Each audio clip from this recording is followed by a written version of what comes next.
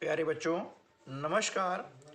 आज के इस कालखंड में हम कक्षा 6 से 8 की हिंदी विषय की वर्कबुक के पेज क्रमांक 215 से 218 तक कार्य करना सीखेंगे। आज के कालखंड में हम सर्वनाम क्या होता है और सर्वनाम के प्रकार कौन कौन से होते हैं, इन पर हम प्रकाश डालने का प्रयास करेंगे। यह वीडियो न केवल 6 से 8 के लिए बल्कि अन्य कक्षाओं के लिए भी उतना ही जरूरी है, क्योंकि हिंदी व्याकरण लगभग सभी कक्षाओं में आती है और अन्य जो प्रतियोगी परीक्षाएं हैं उसमें भी हिंदी व्याकरण से संबंधित प्रश्न हिंदी विषय के अंतर्गत पूछे जाते हैं। तो दोस्तों, शुरू करते हैं हम आज का वीडियो। देखिए, सबसे पहले हम देखें कि सर्वनाम होता क्या है ना। पिछले वीडियो में हमने पढ़ा था संज्ञा, ठीक है ना, यानी किसी व्यक्ति, स्थान या वस्तु के नाम को हम संज्ञा कहते हैं, ठीक है ना। अब आता है सर्वनाम कि सर्वनाम क्या होता है ना। जब हम संज्ञा के स्थान पर है ना किसी शब्द का उपयोग करते हैं या प्रयोग करते हैं तो उस शब्द को हम सर्वनाम कहते हैं। जैसे राम जंगल में जाता है ना, और वह है ना वहां से लकड़ियां लाता है। एक शब्द देखिए अभी, है ना, लकड़ियां लाता है, ठीक है ना, लकड़ियां लाता है। अब ये हम देख रहे हैं कि राम क्या है, किसी व्यक्ति का नाम है, तो राम क्या हो गया, संज्ञा, ठीक है ना। जंगल भी एक स्थान का नाम है, ये क्या हो गया, संज्ञा। अब आगे देखिए, मैं जाता है ना, और वह कौन, राम, यानी राम के बदले में क्या शब्द आया है, वह, है ना। तो हमने भी क्या सीखा था कि जब किसी संज्ञा शब्द के स्थान पर है ना हम जो शब्द उपयोग करते हैं या प्रयोग करते हैं उसे हम सर्वनाम कहते हैं। तो वह शब्द क्या हो गया, सर्वनाम हो गया है। अब वहां से, कहां से, जंगल से, यानी जंगल के स्थान पर हमने वहां शब्द का उपयोग किया है, तो वहां भी क्या हो गया, ये सर्वनाम हो गया, ठीक है ना। चलिए, अब समझ में आपको आया होगा। तो इसकी परिभाषा हो गई है ना, कि संज्ञा के स्थान पर प्रयोग होने वाले शब्द सर्वनाम कहलाते हैं। अब हम देखते हैं कि सर्वनाम के भेद यानी प्रकार, है ना, सर्वनाम के भेद भी बोलते हैं और इसे हम प्रकार भी कहते हैं, ठीक है ना। तो सर्वनाम जो है 6 प्रकार की होती है, यानी सर्वनाम के 6 भेद होते हैं। कितने, सर्वनाम के 6 भेद होते हैं, ठीक है ना। भेद यानी प्रकार। अब कौन कौन से 6 होते हैं और उनकी पहचान क्या है, उसके बारे में बात करते हैं। पहला जो इसका भेद है यानी प्रकार है, उसे हम बोलते हैं निश्चयवाचक सर्वनाम। क्या बोलते हैं, निश्चयवाचक सर्वनाम, ठीक है ना। ये अब निश्चयवाचक सर्वनाम कैसे, जैसे यह, वह, है ना, ए, वे आदि, ये हो गया आपका निश्चयवाचक सर्वनाम हो गया। दूसरा होता है अनिश्चयवाचक, है ना, अनिश्चयवाचक सर्वनाम, इसका दूसरा भेद है। इसमें क्या होता है कि जो शब्द आते हैं, है ना, वे निश्चितता को प्रदर्शित नहीं करते हैं। जैसे कोई, है ना, कुछ, इनसे किसी निश्चितता का आभास नहीं होता है। ठीक है ना। तीसरा है पुरुषवाचक सर्वनाम, है ना, पुरुषवाचक सर्वनाम होता है। जैसे अब मेरा नाम न बोलते हुए मैं क्या यूज करता हूँ, मैं, है ना, वह, ठीक है ना, नहीं, मैं, हम या हमें, है ना, मुझे, इस प्रकार से आप, आपको, है ना, ठीक है, तुम, तुझे, तेरा, वह, वे, उसे, उसने, इन्हें, उन्होंने आदि जो शब्द आते हैं वे पुरुषवाचक सर्वनाम कहलाते हैं, जो किसी व्यक्ति के लिए उपयोग किए जाते हैं। सीधी सी बात है कि ऐसे शब्द जो है किसी व्यक्ति के लिए उपयोग किए जाते हैं, उन्हें हम बोलते हैं पुरुषवाचक सर्वनाम। ठीक है ना।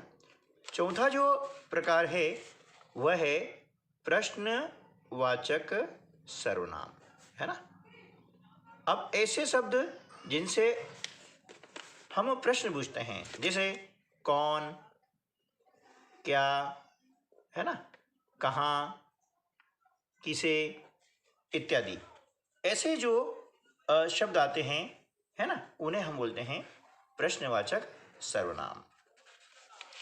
पांचवा प्रकार आता है, उसे हम कहते हैं संबंध, है ना, संबंधवाचक सर्वनाम। यानी ऐसे शब्द जिनसे किसी संबंध का बोध होता है ना, जैसे जो, सो इत्यादि जो होते हैं यह संबंधवाचक सर्वनाम कहलाते हैं। और छठा जो प्रकार होता है वो होता है निजवाचक सर्वनाम, है ना। कौन सा होगा? निजवाचक सर्वनाम। इसमें हमारे स्वयं के लिए जो शब्द यूज किए जाते हैं, है ना, वे कहलाते हैं निजवाचक सर्वनाम, जैसे आप, स्वयं, है ना, आदि। ठीक है। तो ये हुए सर्वनाम की परिभाषा और उसके 6 भेद।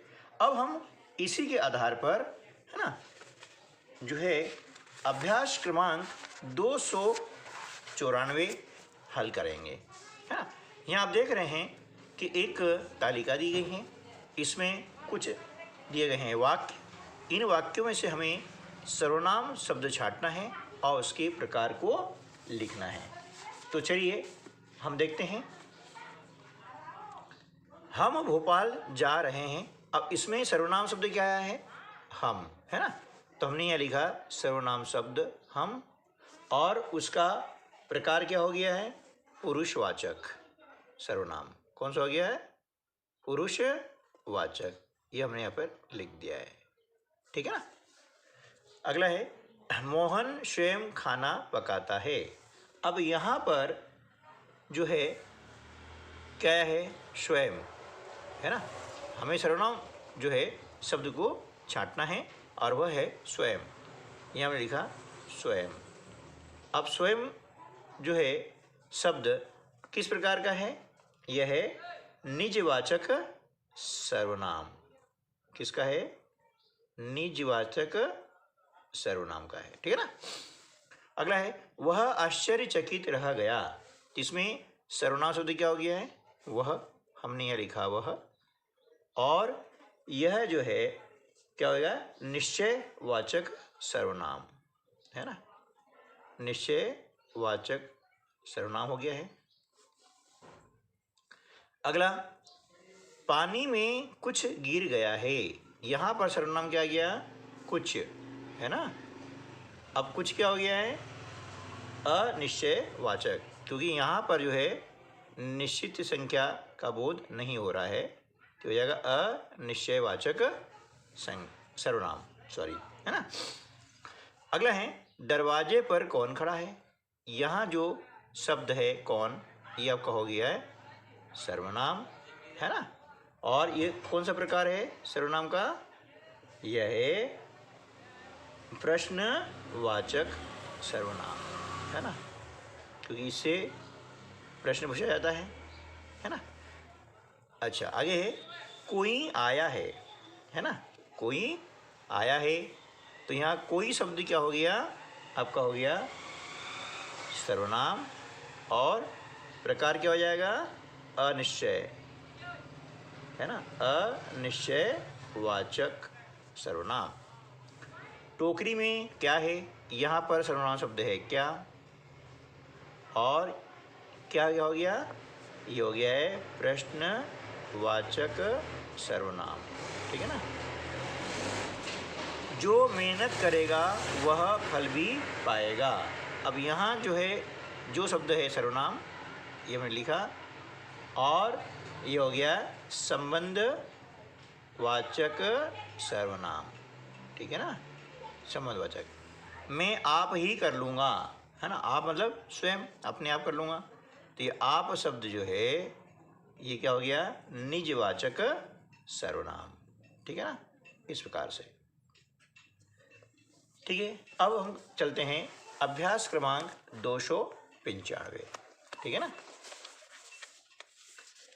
अब यहाँ पर एक कहानी दी गई है, और इस कहानी में सर्वनाम शब्दों का प्रयोग करते हुए हमें रिक्त स्थानों की पूर्ति करनी है, ठीक है ना। चलिए तो शुरू करते हैं कहानी। एक घना जंगल था जिसमें बहुत से जानवर रहते थे। एक लकड़हारा प्रतिदिन जंगल जाता था। एक दिन वह जंगल गया। यह क्या जाएगा? वह मतलब कौन? लकड़हारा, है ना। तो ये हुआ शब्द लकड़हारा के लिए उपयोग हुआ है ना। वहाँ उसने किसने? लकड़हारे ने, है ना। यहाँ जाएगा उसने सूखी लकड़ियाँ एकत्रित की, है ना। आगे उन लकड़ियाँ, है ना, उसने लकड़ियाँ सिर पर रखी। उसने किसने? लकड़हारे ने, है ना। तो ये शब्द आ गया लकड़हारे के लिए, है ना, रखी, और घर की तरफ चल पड़ा। रास्ते में उसे किसे?